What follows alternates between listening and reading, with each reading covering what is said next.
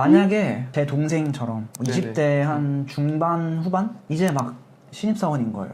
돈을 이제 모으기 시작했어. 뭐 그분들이 딱 어느 정도 돈을 모으면은 서울은 아니더라도 서울로 출퇴근할 수 있는 한 수도권 네, 마련을 할 수 있어요. 일단은 제가 봤을 땐 그 유튜브에 이 부동산 얘기가 없었잖아요. 그래서 이 부동산 얘기를 뭐 누가 좀 해줬으면 좋겠다 이런 니즈가 좀 있었는데 마침 계셔서, 그리고 이분이 또 부동산만 하시는 게 아니라 뭐 코칭도 하시고 그리고 뭐 강의도 나가시고 이런 TV 같은 데도 아마 보신 분들이 있을 거예요. 그래서 제가 섭외를 하게 됐습니다. 네, 반갑습니다. 네, 반갑습니다.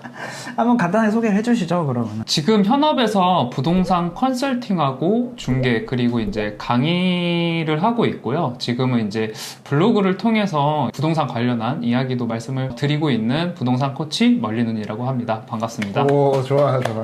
이제 이 보시는 분들이 뭐 어른들도 계실 거고 그럴 텐데 그냥 좀 네. 이기적으로 네. 제 동생이 20대고 저는 30대니까 2030이 이 부동산을 살 수 있을까? 이 주제를 가지고 얘기를 하면 아, 예. 약간 이기적이지만 저한테 도움이 될 것 같아요. 아, 너무 좋죠, 사실. 질문을 몇 가지 생각을 했는데 첫 번째 질문이 이거예요. 저 같은 흑수저가 네네. 돈을 열심히 모았어요. 그래가지고 부동산 투자라는 걸 할 수 있나? 어떻게 이제 유튜브나 이런 데서 보면은 막 몇십억 가지고 계시고 막 몇 네. 채씩 가지고 계시고 이러니까 뭔가 약간 그들만의 리그 아닌가 이런 생각이 들더라고요. 네, 그러실 수 있을 것 같아요. 네. 그쵸? 아, 네네.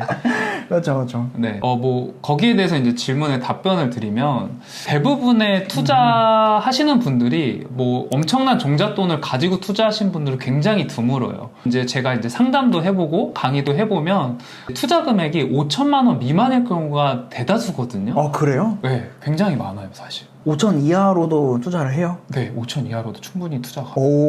완 다르구나. 아니, 어떻게 근데 5천으로 할 수 있죠? 5천이면은 완전 막 반지하 이런 데 아니에요? 아, 그렇게 생각하실 수도 있는데, 네.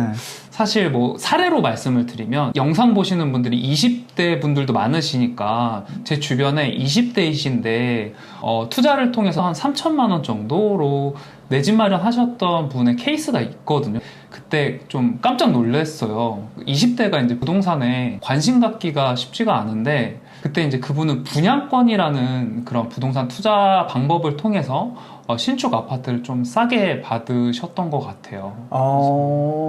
이 부동산을 마련하는 것도 네. 뭐 여러 가지 방법이 있는 거잖아요. 맞습니다. 그렇죠. 3천만 원으로 할 수 있으면은 제 동생도 좀 모아가지고 도전해볼 만할 것 같은데. 충분히 가능할 것 같습니다. 네. 고정관념 있는 것 같아요. 시드가 꼭 있어야 된다. 근데 저도 이제 코칭을 하다 보면은 그때 분들의 목표가 내 집 마련을 하고 싶다. 근데 이제 문제가 서울의 아파트를 보니까 20억이다. 그래서 절대 안 된다. 이렇게 생각하더라고요. 맞습니다. 3천만 원으로 할 수 있다면은 가능한데요. 근데 이제 뭐 사실 앞서 말씀드렸던 3천만 원 이런 건 사실 서울 수도권은 지금 아니에요. 서울 그렇겠죠? 수도권은 아니고 이제 지방을 말씀드린 건데 조금 서울 수도권에서는 투자금이 많이 들어가는 건 사실인데 이 영상을 보시는 분들도 그 서울 수도권이라고 무조건 다 비싼 건 아니거든요. 만약에 제 동생처럼 네네. 20대 한 중반 후반? 26, 7? 이 정도 됐는데 이제 막 신입사원인 거예요. 돈을 이제 모으기 시작했어. 뭐 1,000만 원, 2,000만 원 이렇게 모아가고 있는데 네네. 그분들이 딱 어느 정도 돈을 모으면은 서울은 아니더라도 서울로 출퇴근할 수 있는 한 수도권 네, 마련을 할 수 있어요. 경기권 이 정도? 종잣돈을요? 네, 어느 정도를 목표로 잡으면 좋을까요? 일단은 제가 봤을 땐 서울 수도권에 내 집 마련을 하고 싶으시면 한 1억 정도. 1억 정도? 네, 1억 정도면은 충분히 가능한데 제가 말씀드리고 싶은 건 종잣돈도 중요한데 관심 갖는 게 진짜 중요하거든요. 관심이 있긴 있어야지, 맞아요. 근데 그 관심만 있으면 안 되고 그 관심을 노력으로 좀 치환을 해줘야 돼. 치환을 좀 맞아요. 해줘야 돼요. 관심에서 끝나면 안 돼. 관심이라고 한다 하면은 어떤 데 관심을 가져야 될까요? 그러니까 일단은 이 부동산이란 것 자체에 대해서 내가 내 집 마련을 하고 싶다를 머릿속으로만 생각하지 말고 책도 읽어보고 관련된 사람들도 한번 만나보고 뭐 스터디를 나가든지 그런 게 되게 중요할 것 같아요. 그러면은 이 질문을 해야 될 것 같아요. 만약에 부동산을 하나도 몰라요. 진짜 부동산 투자, 부동산 이런 거 몰라. 월세, 뭐 전세 이 차이도 모르는 정도예요. 네네. 그러면은 뭐부터 하면 좋을까요? 딱 뭐 공부라고 할까요? 아니면 뭐 어. 개념이라고 할까요? 제 여동생이 있어요. 근데 제 여동생도 머니하이님처럼 마찬가지로 여동생이 있어서 또 여동생한테 얘기를 해줄 때 그 했던 말이 생각나요. 그럼 좀 더 구체적으로 어떤 노력과 어떤 거를 해야 되냐라고 물어보더라고요. 제 여동생도. 맞아, 첫 스텝. 딱 첫 스텝, 원 스텝. 그 재테크 한다 그러면은 통장부터 나눠라 이런 것처럼 네네. 뭐가 딱 있으면은 아 이거를 검색해야겠다. 책을 봐야겠다든지 뭐 이런 게 있을 것 같은데 부동산 어플도 엄청 많잖아요 요즘에. 네. 그럼 부동산 어플 같은 거를 뭐 현업자분들이 보시는 게 있을까요 따로? 가장 많이 보는 거는 아무래도 그 매물을 볼 수 있는 네이버 부동산이나 아니면 실거래가 볼 때는 조금씩 다르긴 한데 저는 호갱노노라는 어플이 진짜 잘 돼 있는 것 같아요. 네이버 부동산이랑 호갱노노랑 네, 두 가지가 가장 잘. 이게 뭐 차이가 있나요? 쉽게는 네이버 부동산 같은 경우에는 실제 거래할 수 있는 매물을 확인할 때 네이버 부동산을 많이 쓰고요. 그 호갱노노 같은 경우는 지금 나와 있는 매물 말고 직전에 무엇이 거래가 됐나 그거에 대한 실거래가를 볼 수 있는 게 가장 큰 차이인 것 같아요. 그 실거래가라는 건 실제 거래되는 가격을 얘기하는 거고 네네. 원래 그냥 다른 뭐 어플이나 이런 데서 보면은 그냥 호가가 나오는 거네요. 아 맞아요. 네, 호가가 나오는 거예요. 이제 매물 가지고 있으신 분이 이거 이만큼 팔겠다. 실제 거래는 안 됐지만 네. 요게 나오는 거네요. 아 맞습니다. 이 차이가 있구나. 네네네 맞습니다. 와 진짜 처음 알았어. 아 정말요? 네. 이게 왜 좋다, 뭐 왜 이걸 봐야 된다 이걸 진짜 몰랐거든요. 이 호가랑 실거래가랑 그 부동산에서 다른 거구나. 네, 다릅니다. 와. 그러니까 왜 그러냐면 사실 저희가 호가라는 건 말 그대로 이걸 파는 사람이 내놓은 가격이잖아요. 근데 이게 적정한 가격인지 사실 판단하기가 어렵거든요. 그러면 직전에 얼마 정도의 가격에 거래됐는지를 정확하게 파악하고서 내가 매물을 사는 게 중요하기 때문에 이 두 가지 어플을 다 확인을 해보시는 게 중요하다. 그럼 일단은 정리를 좀 하자면 네. 만약에 이 영상 보시는 제 동생, 20대 동생 같은 분들이거나 아니면 저처럼 30대인 네네. 분이 있으시면 경기권에 그 부동산을 마련하고 싶다. 네. 이러면 한 1억 정도. 처음에 아무것도 모르니까 돈은 이제 모으기 시작했는데 그때 봐야 되는 게 어플을 좀 보면은 네네네. 뭐 이런 어플들 현업자분들이 쓰시니까 네. 이런 거 참고하면 좋겠다. 이렇게 정리할 수 있겠네요. 네네 맞습니다. 그럼 조금 더 디테일하게 보면 이 부동산도 사실 여기 지금 사무실도 그렇고 예. 여기 가격이랑 또 저기 건너편에 있는 거 가격이랑 다 다르더라고요. 다 다르죠. 근데 이게 왜 차이가 나는 걸까? 또 비슷한데 거의. 입지가 거의 비슷한데. 그러니까 이게 보시는 분들도 돈을 열심히 모아가지고 뭐 임장이라고 하잖아요. 네네. 막 돌아다니면서 막 보고 이러면은 왜 이게 다른 걸까? 좀 싼데 이런 걸로 골라야 되는 건지 이런 걸 고민을 할 것 같거든요. 네네네. 뭐 당연히 지금 다 이거를 얘기하기는 너무 힘들겠지만 네. 그냥 뭐 참고 삼아서 이런 키워드들을 알고 계시면 좋겠다. 이 정도 얘기해 주시면은 도움될 것 같아요. 네네. 되게 좋은 질문이기도 한데 아까 전에 얘기 중에 가치 판단하는 게 되게 중요하다라고 말씀을 드렸었어요. 맞아요. 근데 이제 그걸 입지 분석이라고 부동산에서 판단을 하는데 크게 네 가지거든요. 오, 네 가지. 네 가지예요, 네 가지. 그래서 그 네 가지가 뭐냐면 첫 번째는 이제 일자리. 일자리. 첫 번째는 일자리, 그리고 두 번째는 교통. 교통. 네. 그리고 세 번째는 이제 학군. 학군. 네. 그리고 네 번째는 인프라라고 얘기를 하는데 그 안에는 이제 상업, 자연 환경, 그리고 주거 인프라. 7가지라고 볼 수 있네요. 어떻게 보면 디테일에 쪼개면. 맞습니다. 이게 주식 볼 때도 재무제표 보고 차트 보고 뭐 공시 보고 사업 내용 보고 이런 거랑 비슷한 거네요. 네. 요소가 좀 이렇게 있는 거네.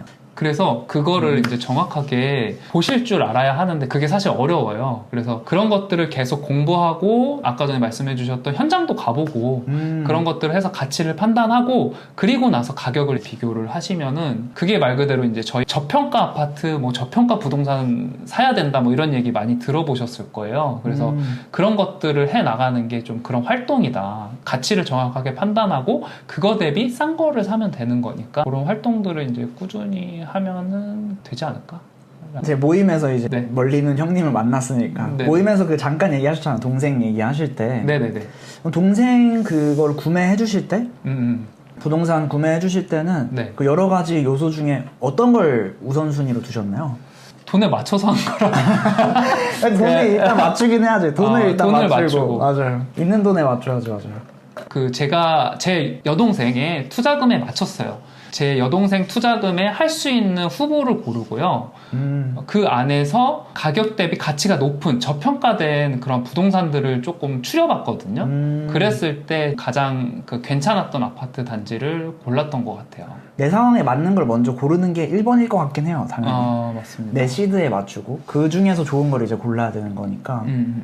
그래서 일단은 첫 번째 했었던 건 투자금을 정확하게 아는 게 중요하고요. 그 종잣돈이나 그리고 대출 여력 같은 걸 정확하게 알아야 내가 매매할 수 있는 아파트 매매 금액이 설정이 되고 그 금액 안에서 내가 원하는 아파트 단지를 리스트업을 한 다음에 거기서 가치 평가를 해서 가격 대비 가치가 높은 상품 그 아파트를 골랐던 것 같아요. 그래서 그 여러 가지 아파트가 있지 않으셨나요? 선택지가? 많았죠, 사실. 그 중에서는 뭐 입지를 보실 때 네네네. 뭐 일자리 같은 걸 보신 건지, 네네. 뭐 인프라를 보신 건지. 얘기했었던 그 네 가지 제가 말씀을 드렸잖아요. 그 네 가지 중에서 제가 가장 크게 봤었던 거는 사실 일자리랑 교통이었어요.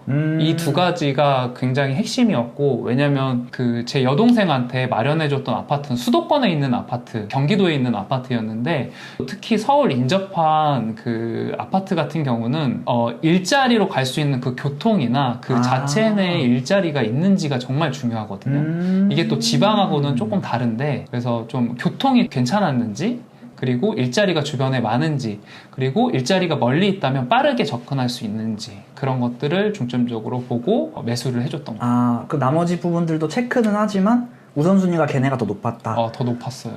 그렇구나. 네네네. 그리고 사실 실제 동생이 들어가 살 거니까 교통도 좋아야 되고. 맞습니다.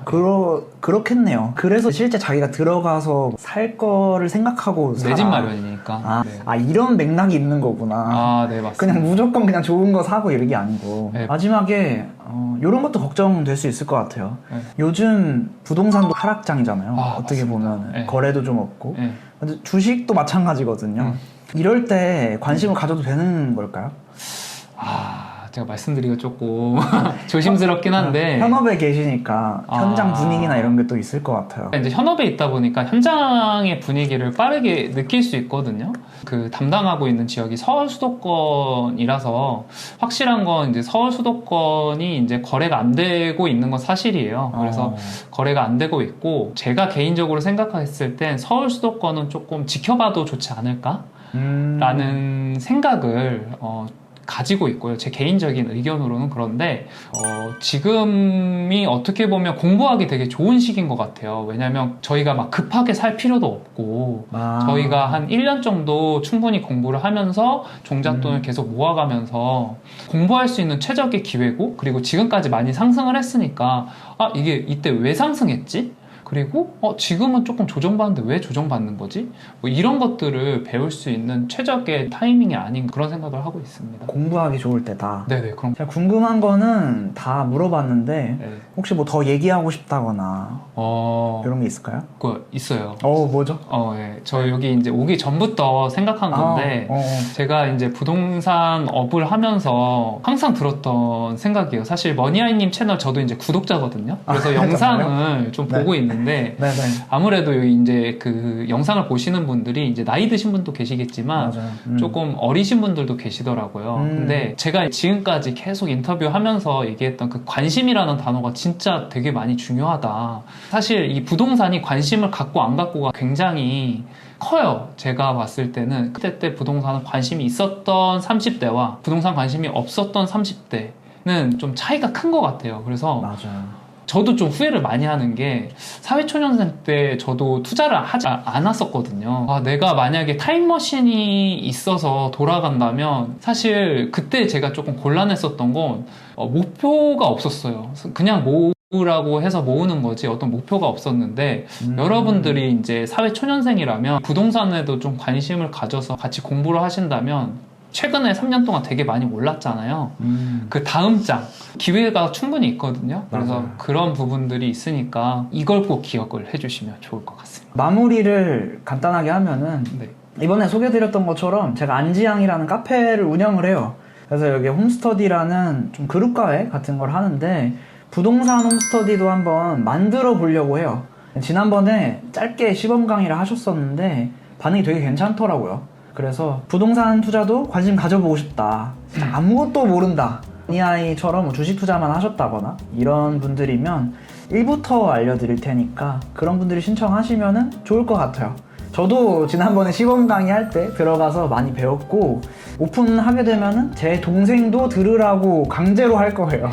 주변에 현업자나 이런 분들이 없어서 그런 얘기를 많이 듣기가 힘들 거거든요. 도움 되셨으면 좋겠어요. 네, 여기까지 하겠습니다. 네. 다음에 만나 봬요. 네. 네.